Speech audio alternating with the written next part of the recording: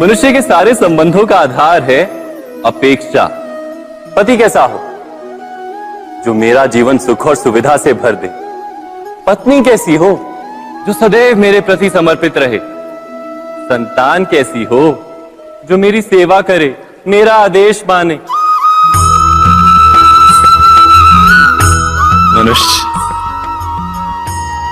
मनुष्य उसी को प्रेम भी कर पाता है जो उसकी अपेक्षा पूर्ण करता है। और अपेक्षा की तो नियति है भंग होना। कैसे? क्योंकि अपेक्षा मनुष्य के मस्तिष्क में जन्म लेती है। कोई अन्य व्यक्ति उसकी अपेक्षाओं के बारे में जान ही नहीं पाता। पूर्ण करने की प्रामाणिक इच्छा हो तब भी कोई मनुष्य किसी की अपेक्षाओं को पूर्ण नहीं कर पाता। और वहां से जन्म लेता है संघर्ष। सारे संबंध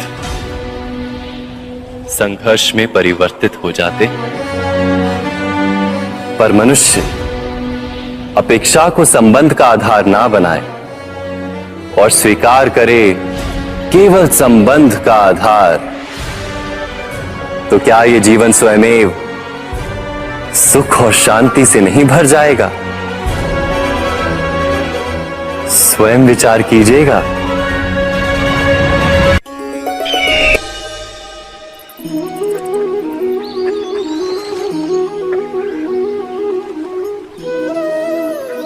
समय के आरंभ से ही मनुष्य को एक प्रश्न सदा पीड़ा देता है कि वो अपने संबंधों में अधिकतम सुख और कम से कम दुख किस प्रकार प्राप्त कर सकता है। क्या आपके सारे संबंधों ने आपको संपूर्ण संतोष दिया है? विचार कीजिए। हमारा जीवन संबंधों पर आधारित है। हमारी सुरक्षा संबंधों पर आधारित है। इसी कारण हमारे जीवन के सारे सुखों का आधार भी संबंध है। किंतु फिर भी हमें संबंधों में ही अधिकतर दुख क्यों प्राप्त होते हैं? सदा ही संघर्ष भी संबंधों से ही उत्पन्न क्यों हो जाते हैं? कभी विचार किया है? जब कोई व्यक्ति किसी अन्य व्यक्ति के विचार अथवा कार्य को स्वीकार नहीं करता, उसमें परिवर्तन करने का प्रयत्न करता है, तो संघर्ष जन्म लेता है। अर्थात जितना अधिक अस्वीकार उतना ही अधिक संघर्ष, और जितना अधिक स्वीकार उतना ही अधिक सुख। क्या ये वास्तविकता नहीं? यदि मनुष्य स्वयं अपनी अपेक्षाओं पर अंकुश रखे, अपने विचारों को परखे, किसी अन्य व्यक्ति में परिवर्तन करने का प्रयत्न ना कर स्वयं अपने भीतर परिवर्तन करने का प्रयास करे, तो क्या संबंधों में संतोष प्राप्त करना इतना कठिन? अर्थात क्या स्वीकार ही संबंध का वास्तविक अर्थ नहीं? स्वयं विचार कीजिए।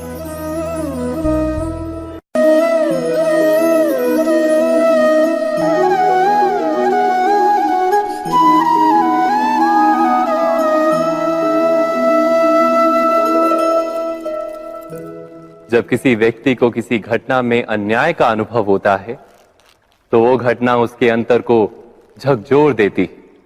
समस्त जगत उसे अपना शत्रु प्रतीत होता है। अन्याय लगने वाली घटना जितनी बड़ी होती है, मनुष्य का हृदय भी उतना ही अधिक विरोध करता है। उस घटना के उत्तर में वो न्याय मांगता है, और ये योग्य भी है। वास्तव में समाज में किसी भी प्रकार का अन्याय व्यक्ति की आस्था और विश्वास का नाश है। किंतु ये न्याय क्या है? न्याय का अर्थ क्या है? अन्याय करने वाले को अपने कार्य पर पश्चाताप हो, और अन्याय भुगतने वाले के मन में फिर से विश्वास जगे समाज के प्रति। इतना ही अर्थ है ना न्याय का। किंतु जिसके हृदय में धर्म नहीं होता, वो न्याय को छोड़कर बैर और प्रतिशोध को अपनाता है। हिंसा के बदले प्रतिहिंसा की भावना लेकर चलता है। स्वयं भोगी हुई पीड़ा से कहीं अधिक पीड़ा देने का प्रयत्न करता है और इस मार्ग पर चलते अन्याय को भुगतने वाला स्वयं अन्याय करने लगता है। शीघ्र ही वो अपराधी बन जाता है, अर्थात न्याय और प्रतिशोध के बीच बहुत कम अंतर होता है और इसी अंतर का नाम है धर्म। क्या ये सत्य नहीं? स्वयं विचार कीजिए। दो व्यक्ति जब निकट आते हैं तो एक दूसरे के लिए सीमाएं और मर्यादाएं निर्मित करने का प्रयत्न अवश्य करते हैं। हम यदि सारे संबंधों पर विचार करें तो देखेंगे कि इन सारे संबंधों का आधार यही सीमाएं हैं जो हम दूसरों के लिए निर्मित करते हैं और यदि अनजाने में भी कोई अन्य व्यक्ति इन सीमाओं को तोड़ता है तो उसी क्षण हमारा हृदय क्रोध से भर जाता है। इन सीमाओं का वास्तविक रूप क्या है? क्या हमने कभी विचार किया? सीमाओं के द्वारा हम दूसरे व्यक्ति को निर्णय करने की अनुमति नहीं देते, अपना निर्णय उस व्यक्ति पर थोपते, अर्थात किसी की स्वतंत्रता का अस्वीकार करते हैं। और जब स्वतंत्रता का अस्वीकार किया जाता है तो उसका हृदय दुख से भर जाता है और जब वो सीमाओं को तोड़ता है तो हमारा हृदय क्रोध से भर जाता है। क्या ऐसा नहीं होता?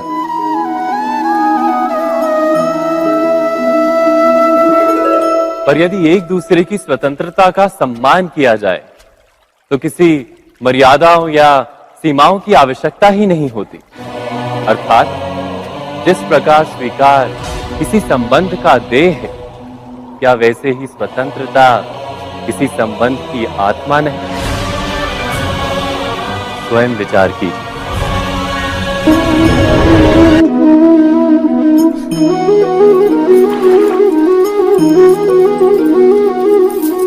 पिता सदा ही अपने संतान के सुख की कामना करते हैं, उनके भविष्य की चिंता करते रहते हैं। इसी कारणवश सदा ही अपने संतानों के भविष्य का मार्ग स्वयं निश्चित करने का प्रयत्न करते रहते हैं। जिस मार्ग पर पिता स्वयं चला है, जिस मार्ग के कंकर पत्थर को स्वयं देखा है, मार्ग की छाया, मार्ग की धूप को स्वयं जाना है, उसी मार्ग पर उसका पुत्र भी चले, यही इच्छा रहती है हर पिता की। निसंदेह उत्तम भावना है ये, किंतु 3 प्रश्नों के ऊपर विचार करना हम भूल ही जाते हैं। कौन से प्रश्न? प्रथम प्रश्न, क्या समय के साथ प्रत्येक मार्ग बदल नहीं जाते? क्या समय सदा ही नई चुनौतियों को लेकर नहीं आता? तो फिर बीते हुए समय के अनुभव नई पीढ़ी को किस प्रकार लाभ दे सकते हैं? दूसरा प्रश्न, क्या प्रत्येक संतान अपने माता पिता की छवि होता है? हाँ, संतानों को संस्कार तो अवश्य माता पिता देते हैं, किंतु भीतर की क्षमता तो ईश्वर देते हैं। तो जिस मार्ग पर पिता को सफलता मिली है, विश्वास है कि उसी मार्ग पर उसकी संतानों को भी सफलता और सुख प्राप्त होगा। तीसरा प्रश्न, क्या जीवन के संघर्ष और चुनौतियां लाभकारी नहीं होती? क्या प्रत्येक नया प्रश्न एक नए उत्तर का द्वार नहीं खोलता? तो फिर संतानों को नए नए प्रश्नों, संघर्षों और चुनौतियों से दूर रखना, ये उनके लिए लाभ करना कहलाएगा या हानि पहुंचाना? अर्थात जिस प्रकार संतान के भविष्य का निर्माण करने के बदले उसके चरित्र का निर्माण करना श्रेष्ठ है, वैसे संतानों के जीवन का मार्ग निश्चित करने के बदले उन्हें नए संघर्षों के साथ जूझने के लिए मनोबल व ज्ञान देना अधिक लाभदायक नहीं होगा? स्वयं विचार कीजिए। सबके जीवन में ऐसा प्रसंग अवश्य आता है कि सत्य कहने का निश्चय होता है हृदय में, किंतु मुख से सत्य निकल नहीं पाता। कोई भय मन को घेर लेता है। किसी घटना अथवा प्रसंग के बारे में बात करना या फिर स्वयं से कोई भूल हो जाए उसके बारे में कुछ बोलना, क्या ये सत्य है? नहीं, ये तो केवल तथ्य है। अर्थात जैसा हुआ था वैसा केवल बोल देना सामान्य सी बात है। किंतु कभी कभी उस तथ्य को बोलते हुए भी भय लगता है। कदाचित किसी दूसरे की भावनाओं का विचार आता है मन, दूसरे को दुख होगा ये भय भी शब्दों को रोकता है। तो ये सत्य क्या है? क्या हमने कभी विचार किया है?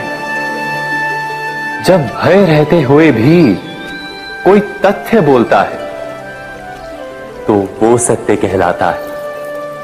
वास्तव में सत्य कुछ और नहीं, केवल निर्भयता का दूसरा नाम है।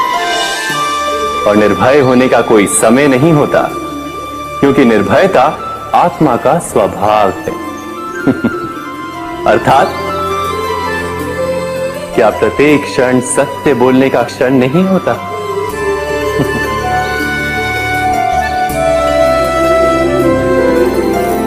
स्वयं विचार कीजिए।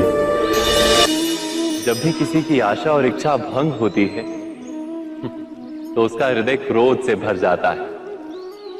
जिस व्यक्ति को वो अपना अपराधी समझता है उसे दंड देने का प्रयत्न करता है। पर क्या हमारी इच्छा या आशा का भंग होना क्या सदा ही किसी का अपराध होता है?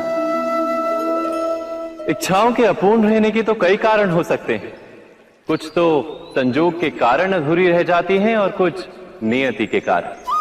और कभी कभी इच्छाओं का स्वरूप ही ऐसा होता है कि वो पूर्ण नहीं हो पाती।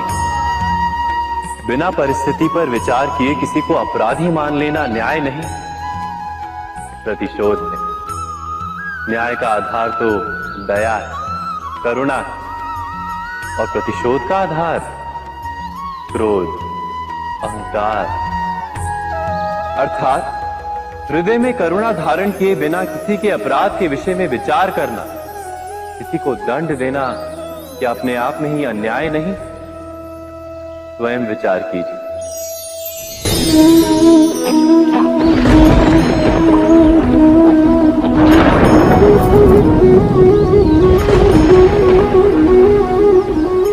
सपनों और पूर्वाभासों के आधार पर हम भविष्य के सुख दुख की कल्पना करते हैं। भविष्य के दुख का कारण दूर करने के लिए हम आज योजना बनाते हैं।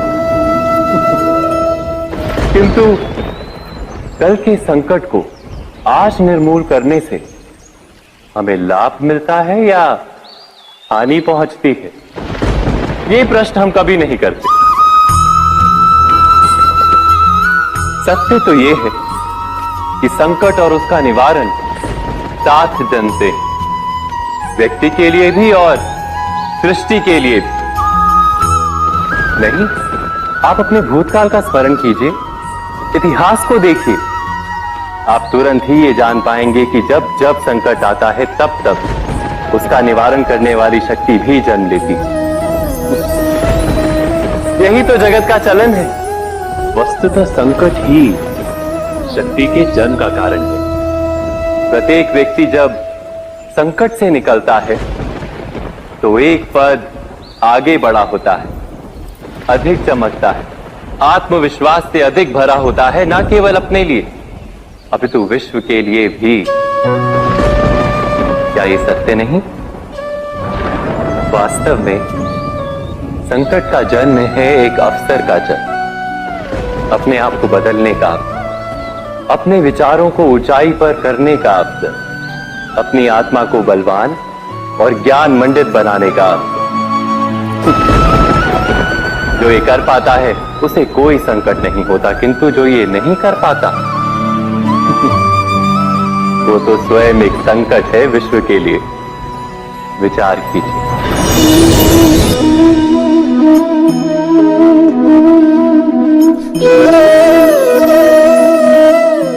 परंपरा में धर्म बसता है और परंपराएं ही धर्म को संभालने का कार्य करती हैं, ये सत्य है। पर क्या केवल परंपरा ही धर्म है? विचार कीजिए। सत्य तो यह है कि जिस प्रकार पाषाण में शिल्प होता है, उसी प्रकार परंपरा में धर्म होता है।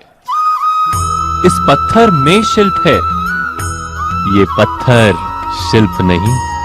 शिल्प को उजागर करने के लिए उसे तोड़ना पड़ता है, अनावश्यक भागों को दूर करना पड़ता है।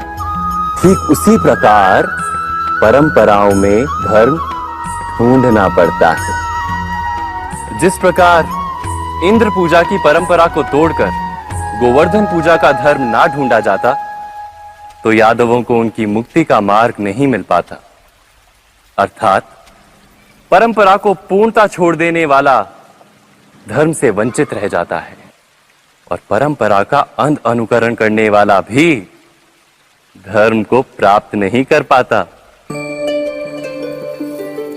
कहते हैं हंस के पास नीर क्षीर विवेक होता है।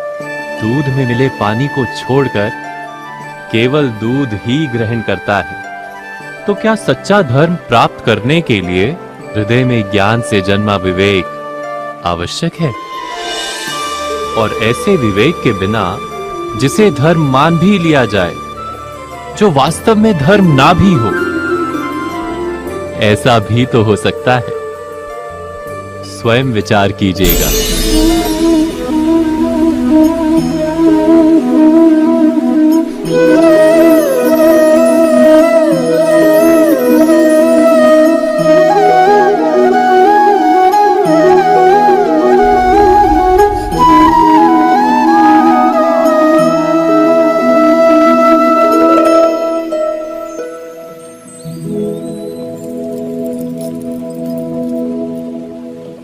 भविष्य के आधार पर सब आज का निर्णय लेना चाहते हैं।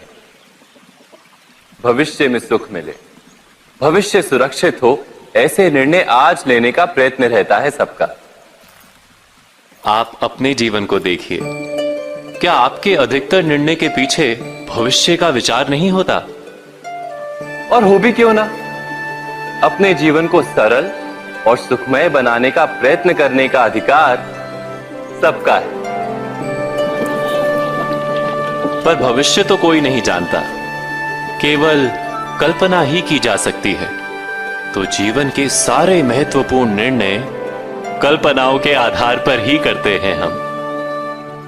क्या निर्णय करने का कोई तीसरा मार्ग हो सकता है? विचार कीजिए। सारे सुखों का आधार धर्म है, और वो धर्म मनुष्य के हृदय में बसता है।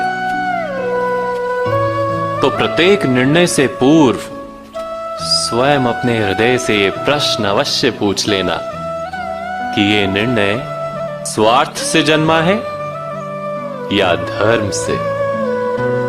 क्या इतना पर्याप्त नहीं? भविष्य के बदले धर्म का विचार करने से क्या भविष्य अधिक सुखपूर्ण नहीं होगा? स्वयं विचार कीजिए। व्यक्ति को जब उसके अपराध का दंड मिलता है, तब कभी कभी उस न्याय को देखकर मन कचोटता है। प्रश्न उठता है हृदय में कि जब वो अपराध हुआ था, तब व्यक्ति भिन्न था।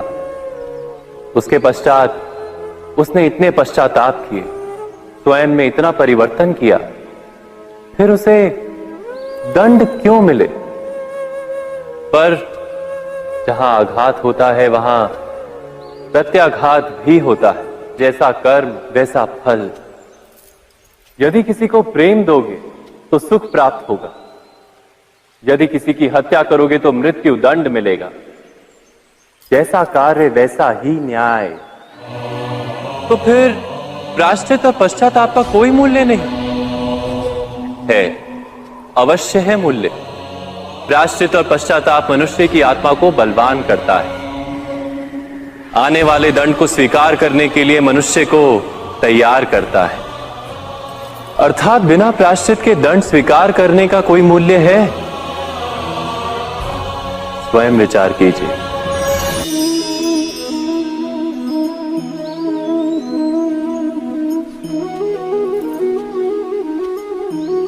जब अपने किसी अच्छे कार्य के उत्तर में दुख प्राप्त होता है अथवा किसी को उसके दुष्ट कार्य में सुख मिलता है, तो मन अवश्य ये विचार करता है कि अच्छा कार्य करने का, धर्म के मार्ग पर चलने का तात्पर्य क्या है।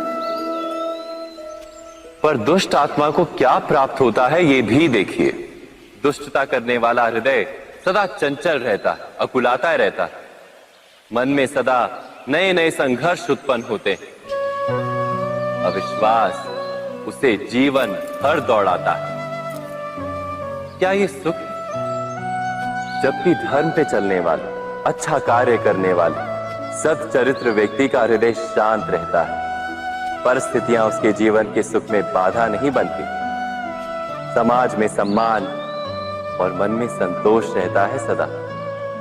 अर्थात अच्छा बर्ताव भविष्य में किसी सुख का मार्ग नहीं, अच्छा बर्ताव स्वयं सुख अथवा बुरा बर्ताव भविष्य में किसी दुख का मार्ग नहीं। अधर्म उसी क्षण दुख उत्पन्न करता है। धर्म से सुख नहीं, धर्म स्वयं।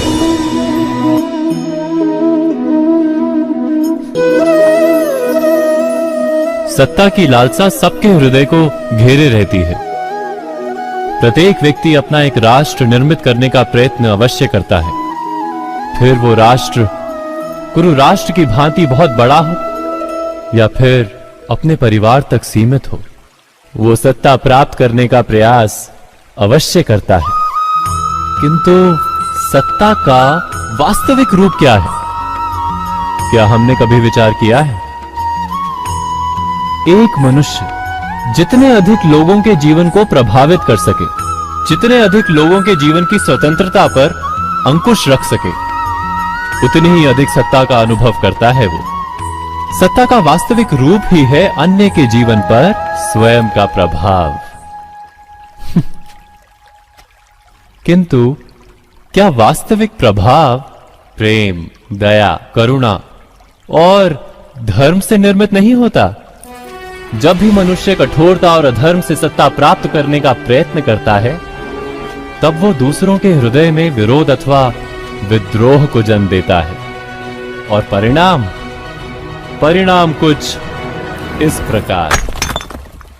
हां, कुछ समय के लिए वो स्वयं को प्रभावी और शक्तिशाली अवश्य पाता है, किंतु वो वास्तविक सत्ता नहीं। यही कारण है कि भृगु और वशिष्ठ जैसे ऋषियों की आज भी पूजा की जाती है, रावण और हिरण्यकश्यप की नहीं। इस पर तो आप विचार अवश्य करें। सत्य कहा ना?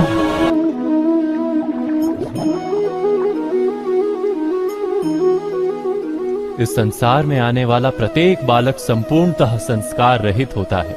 उसके अंतर पर ना किसी अच्छे संस्कार के चिन्ह अंकित होते हैं, ना ही बुरे संस्कार के। अर्थात जन्म से बालक में ना कोई गुण होता है और ना ही कोई दोष। तो ये दोष अथवा गुण किस प्रकार प्राप्त होते हैं? क्या हमने कभी विचार किया है? जो बात माता पिता के मुख से निरंतर सुनी जाती है, वही बात उनकी संतानों के हृदय का संस्कार बनती है। जैसे किसी गांव में नदी तट तक एक पगडंडी बन जाती है केवल उस मार्ग पर बार बार चलने के कारण। अर्थात माता पिता के हृदय की इच्छाएं उनकी संतानों के हृदय का दोष अथवा गुण बनकर जन्म लेती हैं। क्या ये सत्य नहीं? पर फिर भी जब उनकी संतानों में कोई दोष दिखाई देता है, तो माता पिता आश्चर्य और दुख से भर जाते। माता पिता का हृदय ये प्रश्न करता है कि उनकी संतानों में ये कुसंस्कार आए कहां से? सत्य तो यही है कि माता पिता अपनी संतानों को अनजाने में ही कुसंस्कार के बीज दे देते हैं, जो उनके संतानों की हृदय भूमि पर कुसंस्कार का वृक्ष बनकर उगता है। अर्थात अपनी संतानों को सुसंस्कारी और धर्ममय बनाने की आशा रखने वाले प्रत्येक माता पिता को प्रथम अपने हृदय की इच्छाओं पर अंकुश रखना क्या अनिवार्य नहीं?